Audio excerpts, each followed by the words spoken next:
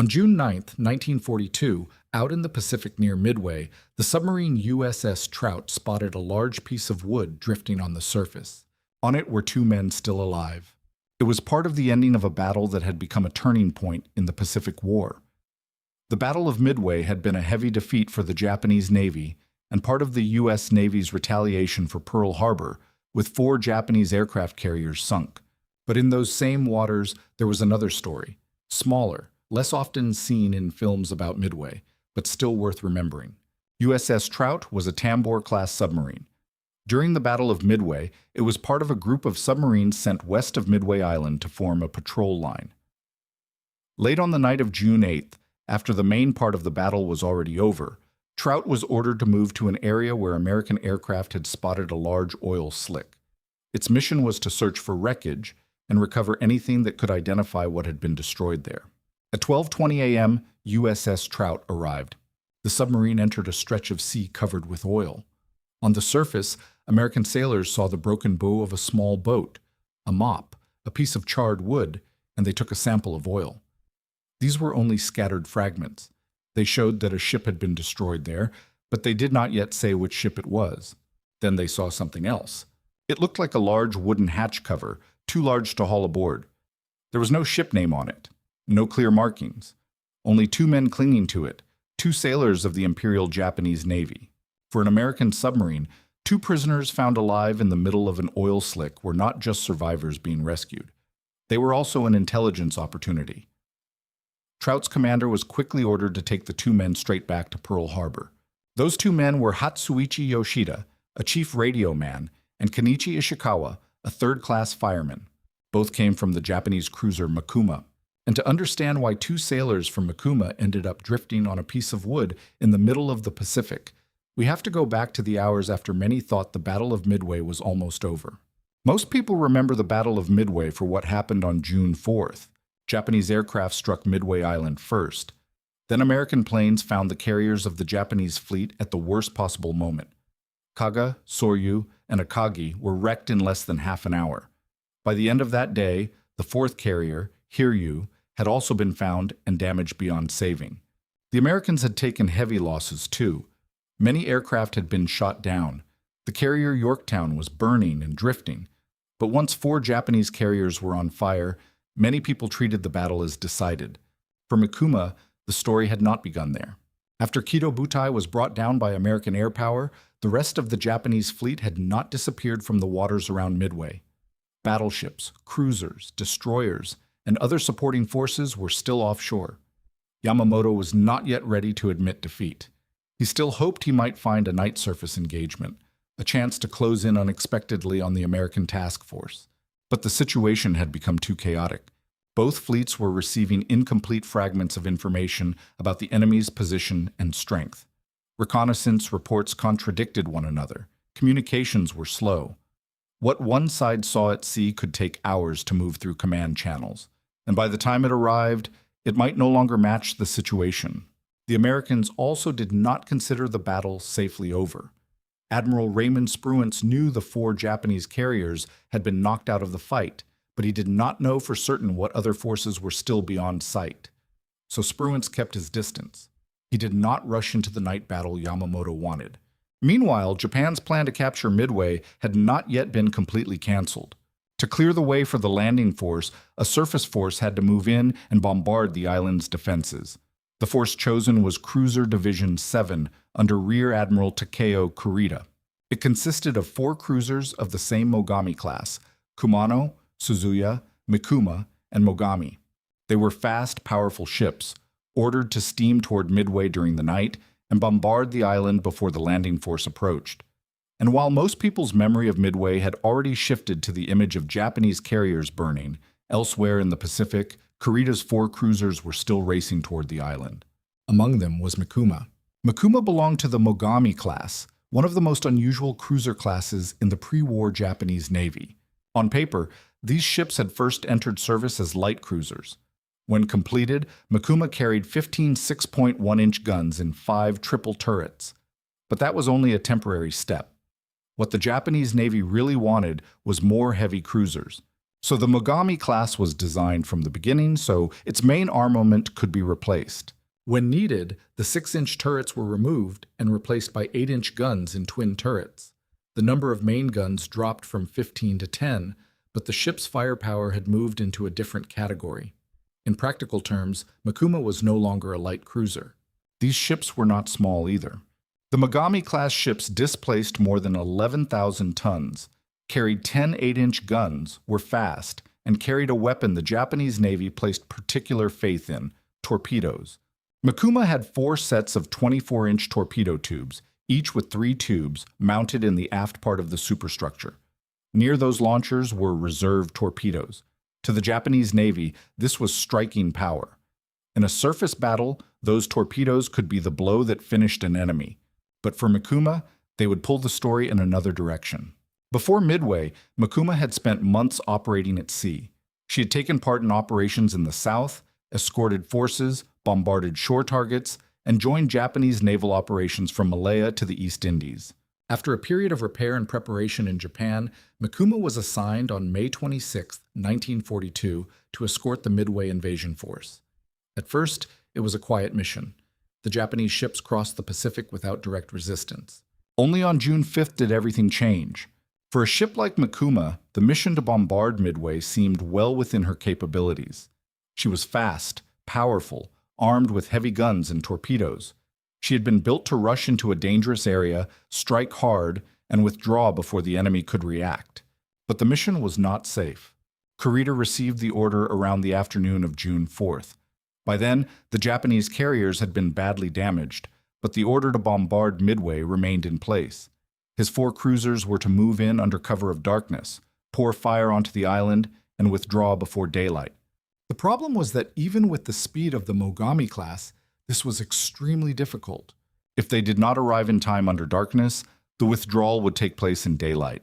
And daylight near Midway at that moment meant facing American aircraft.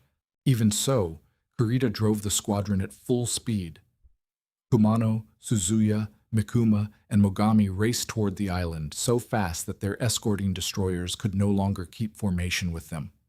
Behind them, the Japanese fleet was in disorder after the blow against Kido Butai. Ahead of them, Midway was still there. The cruiser force had already pushed deep into the danger zone. Some accounts say they were less than 50 nautical miles from Midway, about 92 kilometers. Whatever the exact number was, they were already too close for turning around in the dark to be simple. Then Yamamoto finally accepted that the attack on Midway could not continue as planned. Kido Butai had been brought down. Continuing the invasion at that point was a risk the Japanese Navy could no longer afford to take. The order went out: cancel the plan to take Midway, and with it, cancel Kurita's bombardment mission. If that order had arrived in time, the 4 cruisers might have turned away earlier. But it did not arrive in the right place. The cancellation order did not reach Cruiser Division 7 immediately. It was sent by mistake to Cruiser Division 8. It took hours before the error was corrected. During those hours, Kurita kept moving toward Midway. When the order to turn back finally reached him, the cruisers had nearly completed the run to their target. The men aboard had prepared themselves for a reckless bombardment. Now they had to abandon the mission in the middle of the night. The order still had to be obeyed. Cruiser Division 7 turned back, and in the darkness ahead, USS Tambor was right in that same area. A little after 2 in the morning, on June 5th, USS Tambor saw the silhouettes of large ships on the horizon. In the darkness, Tambor's captain could not be certain whether they were Japanese ships or American ones. So the initial report was unclear. The submarine lost contact with the formation, then saw it again when Kurita turned his cruisers northward to withdraw. That turn brought Cruiser Division 7 closer to Tambor's position. On Kumano, a lookout spotted the small shape of the American submarine on the surface. It was an extremely hard target to see at night. If everything had gone normally, spotting a submarine before it fired torpedoes would have been good luck. But that night, that good luck turned into disaster. Kumano immediately sent a warning signal.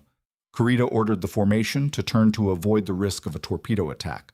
The signal passed down the line, from Kumano to Suzuya, from Suzuya to Mikuma, and farther back to Mogami. The signal was AKA, the order to turn to port. On paper, it was only a maneuver to avoid a submarine. but 4 heavy cruisers were moving through the darkness at high speed after hours of tension. If one ship turned too sharply or another turned too late, the whole line could cut across itself. Kumano began a hard turn. Suzuya behind her had to change course too, then steer to avoid colliding with the leading ship. She passed through Kumano's wake by the narrowest margin. Mikuma followed behind. At the rear of the formation, Mogami also received the signal and turned. From Mogami's bridge, the darkness ahead was no longer a clear line of ships. Huge masses of steel were changing direction, each leaving a gap that was hard to judge. The captain and lookouts tried to peer through the dark and find the ship ahead. For a few seconds, they thought there was still enough distance. Then Mikuma's shape appeared. Not farther ahead, right in front of Mogami's bow. The order to turn was shouted. Mogami tried to avoid her. Mikuma also did not see Mogami until it was too late.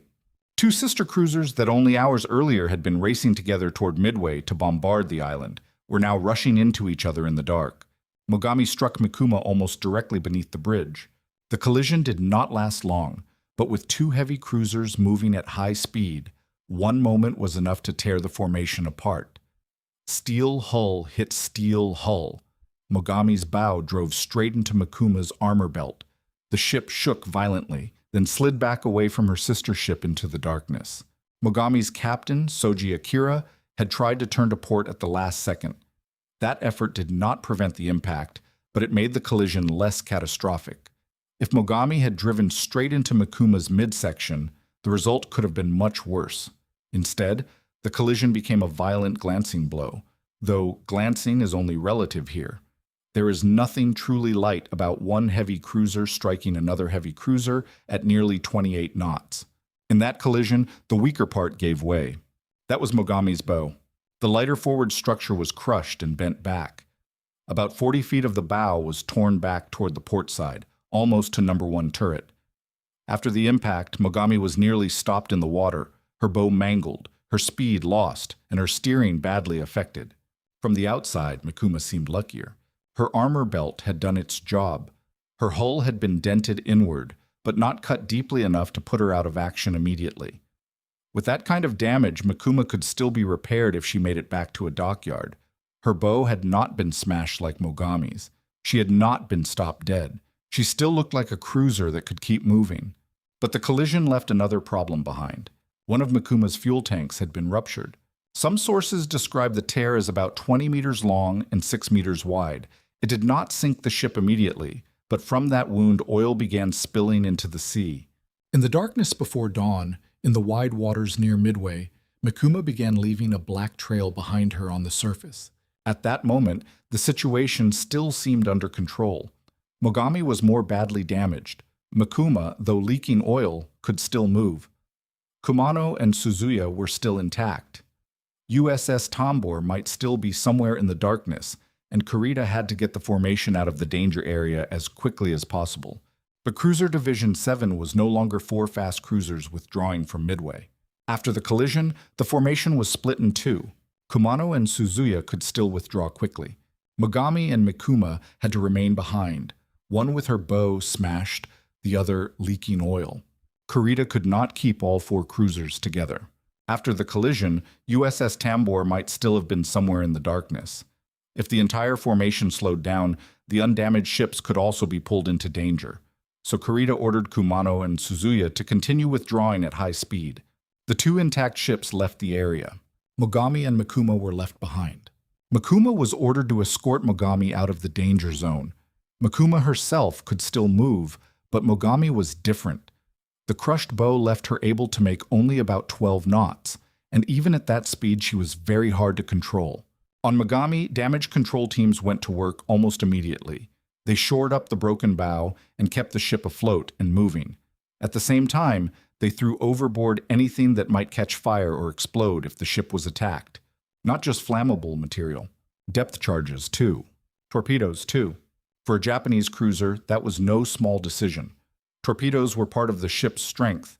But after the nighttime collision, with Mogami's bow crushed and the chance of being found by American aircraft growing by the hour, they could also become a mass of explosives sitting inside the ship. Mogami threw them away. Mikuma did not. At the time, that choice seemed understandable. Mikuma's damage looked much lighter. Her bow had not been crushed. She could still run. Under normal circumstances, keeping the torpedoes might not have been a mistake. But that night was no longer normal. Mogami and Mikuma continued withdrawing to the west. Behind them was Midway. Ahead of them was open sea and the hope of rejoining Japanese forces. For the first few hours, the two wounded ships were still not directly spotted. USS Tambor only managed to send a more certain report about enemy cruisers near dawn, after a series of vaguer messages about several unidentified ships.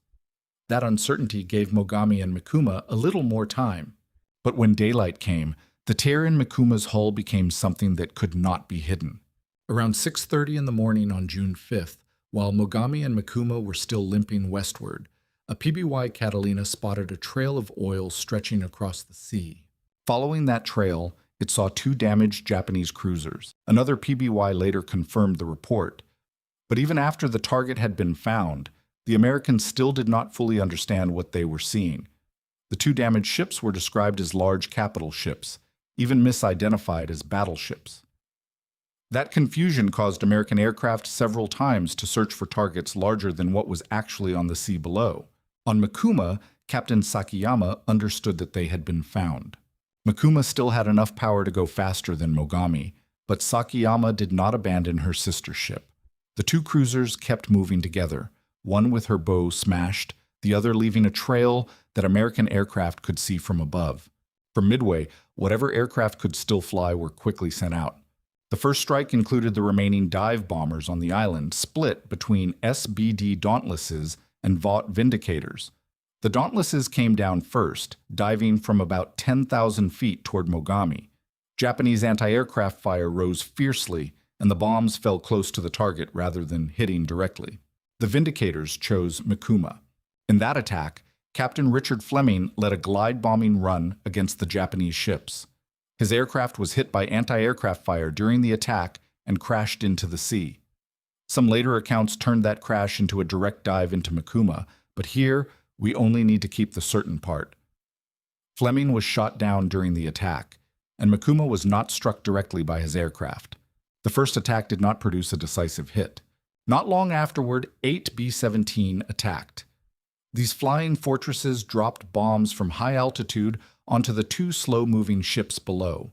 Once again, the bombs fell into the sea instead of hitting the targets. In the confusion of that day, the Americans also made some strange mistakes. One group of B-17S reported that they had sunk a cruiser, saying the target went down in about half a minute. But the target was not a Japanese cruiser. They had mistakenly attacked the American submarine USS Grayling, forcing the submarine to crash dive to save itself. That was Midway after June 4th. Wrong reports, mistaken identifications, aircraft searching for targets that did not match what was really on the sea, and two damaged cruisers still trying to get out of the area. Mogami even managed to raise her speed to about 14 knots. With her bow crushed, that was a considerable effort. Mikuma also had not yet been hit by a blow heavy enough to stop her. June 5th passed without the killing stroke. But the next morning, the search resumed. On the morning of June 6th, Mogami and Mikuma were found again by American aircraft. At about 6:45, scout planes spotted the two cruisers and their escorting destroyers. But the reports were still confused. At one point, the targets were called a battle cruiser and a cruiser. During transmission, that became a carrier. Another report, more accurately, said there were cruisers in the area but gave a different position, making the Americans think there might be a second Japanese group nearby. Spruance ordered the sighting checked again. Once the target was confirmed, USS Hornet launched aircraft. There were 25 SBD Dauntlesses and 8 Wildcats as escort. Around 9:30 in the morning, the group found Mogami and Mikuma. At first, the pilots were still looking for a larger target because what they had received earlier had mentioned a carrier or battleship. But below them were only 2 damaged cruisers and their accompanying destroyers. At about 9:50, the Dauntlesses began their dives. Japanese anti-aircraft fire was still intense. 2 Dauntlesses were shot down. Mikuma once again avoided direct hits. Mogami did not. 2 bombs hit Mogami. One killed the entire gun crew in number 5 turret.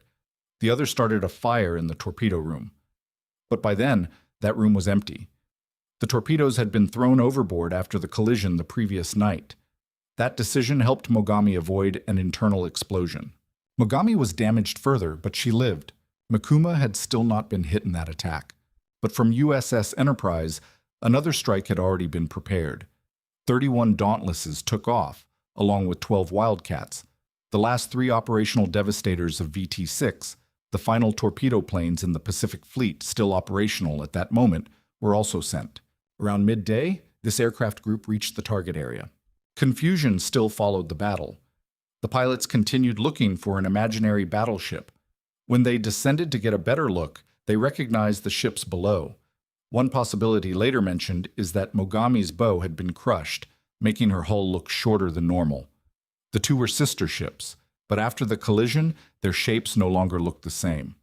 To American pilots, Mikuma may have looked larger and more intact, enough to seem like the more valuable target.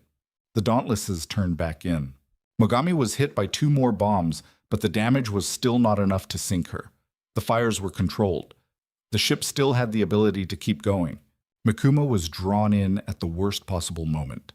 When Mogami had to slow down and change course, Mikuma had to do the same. She could not leave her sister ship behind. The formation was crippled, its speed was limited, and its anti-aircraft fire was still coming up but could no longer cover the whole sky. The SBDs began to dive. The day before, Mikuma had survived the attacks from Midway and the B-17S. That morning, she had also survived the first strike from Hornet. This time, American bombs found their target. The first bomb hit the roof of No. 3 turret, just forward of the bridge. The explosion tore open the turret and swept fragments into the command area. Many officers on the bridge were wounded or killed.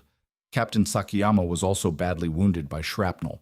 Within minutes, Mikuma lost effective command at the exact moment the ship needed it most. The next bomb struck the engine room area on the starboard side. 2 hits wrecked the starboard side engine rooms.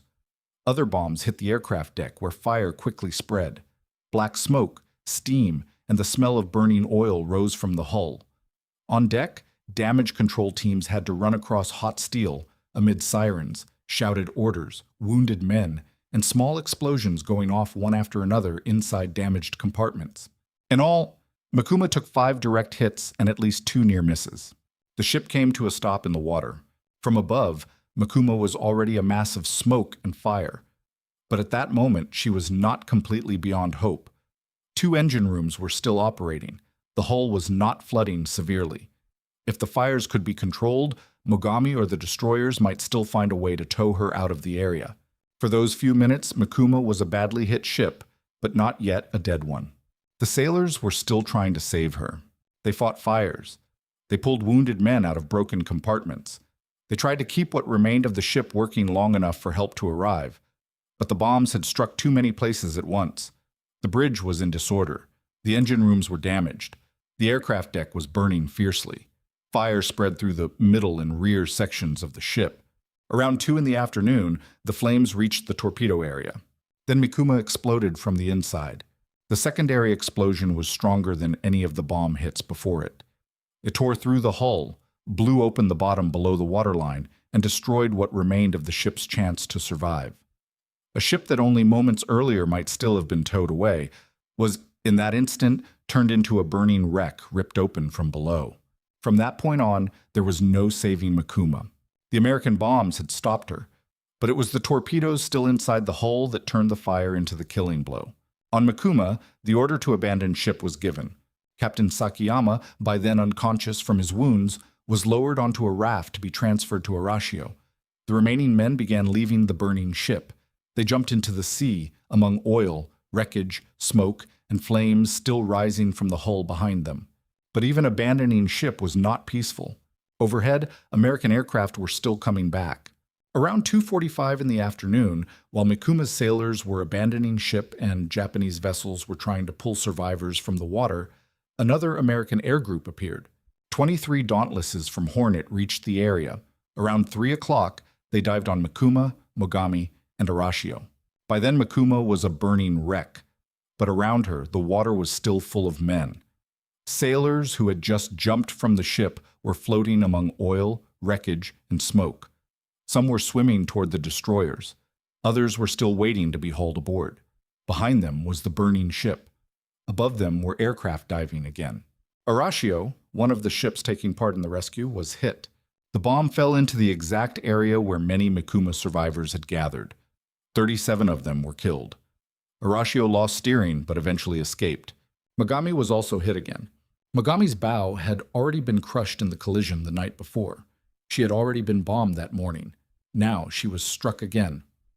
One bomb fell near the sick bay and started a fierce fire.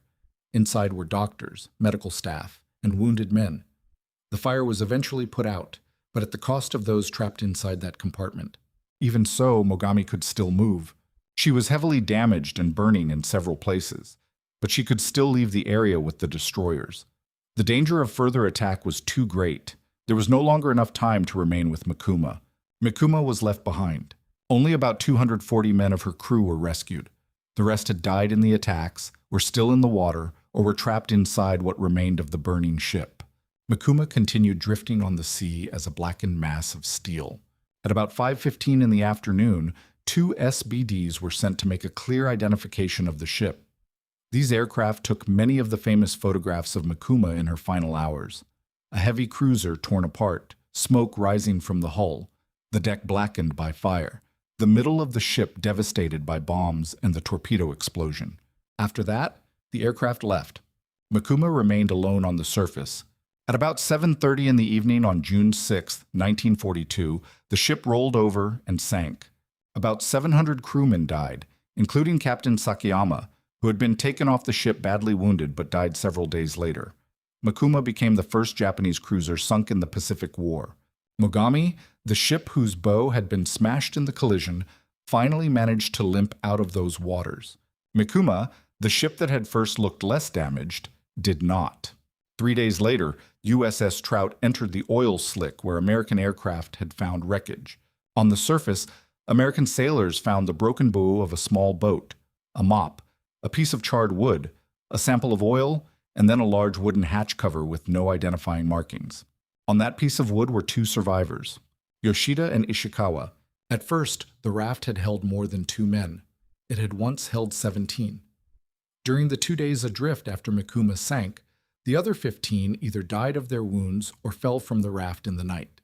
By the time USS Trout found them, all that remained from a cruiser of more than 11,000 tons, from a force once ordered to race in and bombard Midway, was 2 men clinging to a piece of wood in the middle of the Pacific. I'd really like to know how Mikuma's story struck you. Leave a comment below. And if you want to keep hearing historical stories told through details that are often forgotten, subscribe to the channel so you do not miss future videos.